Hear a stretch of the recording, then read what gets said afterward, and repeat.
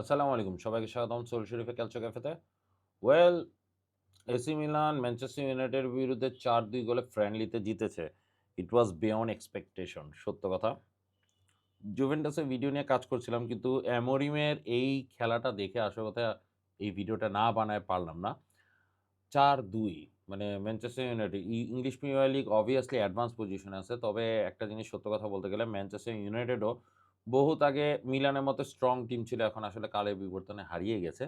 এবারে ট্রান্সফারেও তারা মাত্র ২ টা সাইনিং করিয়েছে এবং অ্যামোরিম আসলে ওদের কোচ ছিলেন এবং অ্যামোরিমকে বলা হয় one of the floppest coach of Manchester United. তার ট্যাকটিক্যাল কারণে কিন্তু আসলে ম্যানচেস্টার ইউনাইটেড থেকে সে স্যাক হয় নাই। সে স্যাক হয়েছিলেন ট্রান্সফার মার্কেটে তার ইন্টারেস্টেড প্লেয়ারগুলোকে কিনে দেওয়া হয়নি।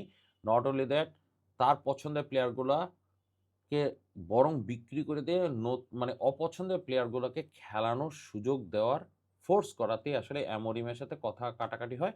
এর ফলে স্যাকড হয় এবং পরবর্তীতে আসলে ইংলিশ ভদ্রলোক মাইকেল ক্যারিক আসে এবং ম্যানচেস্টার ইউনাইটেডকে আসলে চ্যাম্পিয়ন্স লিগে নিয়ে যায়। সো সেই হিসাব করলে অ্যামোরিমকে আসলে ফ্লপ হিসেবে তকমা দেওয়াই যেতে পারে।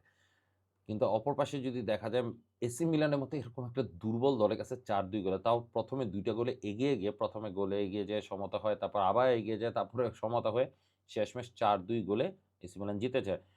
অনেকের মতেই ফেয়ার রেজাল্ট হইতো হয়তোবা ৫-১ গোলে জয়। কারণ কি এসি মিলান যেই ২ টা গোল খায় দুটোটাই আসলে নিজেদের ভুলে খায়।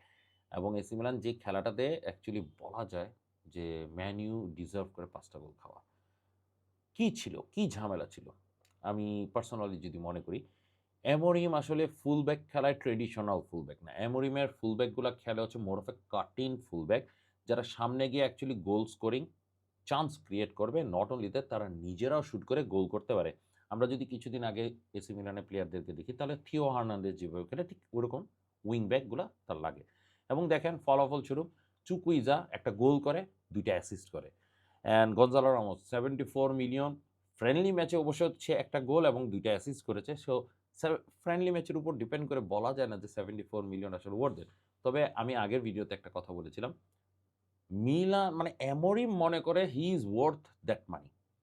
অ্যামোরিম মনে করে এই টাইপের একটা প্লেয়ার এসি মিলানের দরকার এবং দ্যাটস ওয়াই সে কিন্তু এই টাইপের একটা প্লেয়ারকে কিনেছে।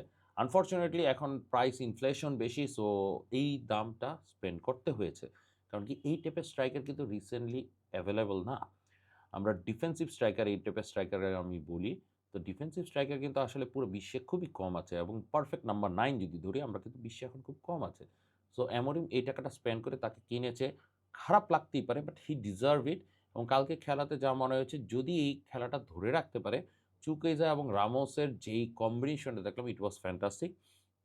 প্রথম হাফে যদিও লেফট সাইডে এস্তুপিনান খেলেছে, তবে মোস্ট লাইকলি আমার কাছে মনে হচ্ছে সালেমেকার্স আসলে ওই জায়গাটা দখল করবে। নট অনলি দ্যাট, বার্তেসাগিও কিন্তু ভালো খেলেছে এবং রাফায়েল লিয়াও নিয়ে একটা কথা বলেছিলাম, যদি রাফায়েল লিয়াও খেলে তাহলে সম্ভাব্য বার্তেসাগির সুযোগ নাই। সালেমেকার্সকেই খেলতে হবে, কারণ কি সালেমেকার্স কাটিং করে ভিতরে ঢুকে যাবে এবং Rafael Leao more of a winger হিসেবে খেলবে। সো সেই হিসেবে ট্যাকটিক্যালি দেখা যাবে যে বেটার হবে। এবং অ্যামোরিমের যে জিনিসটা দেখলাম যে ২ জন ডিফেন্সিভ মিডফিল্ডার না খেলিয়ে ওগুলাকেই মিলিয়ে deep line play maker deep line play maker হিসেবে খেলবে এবং তার main full back, wing back মানে উইং ব্যাক, উইঙ্গার এবং অ্যাটাকার ৪ জনে মিলেই আসলে সামনের সব কান্ডারিগুলা নাড়াবে। অ্যান্ড ম্যানচেস্টার ইউনাইটেডের বিরুদ্ধে সেই জিনিসটাই কিন্তু করে দেখিয়েছে এবং ম্যানচেস্টার ইউনাইটেডও হয়তোবা একই জিনিসই সে করতে গিয়েছিল।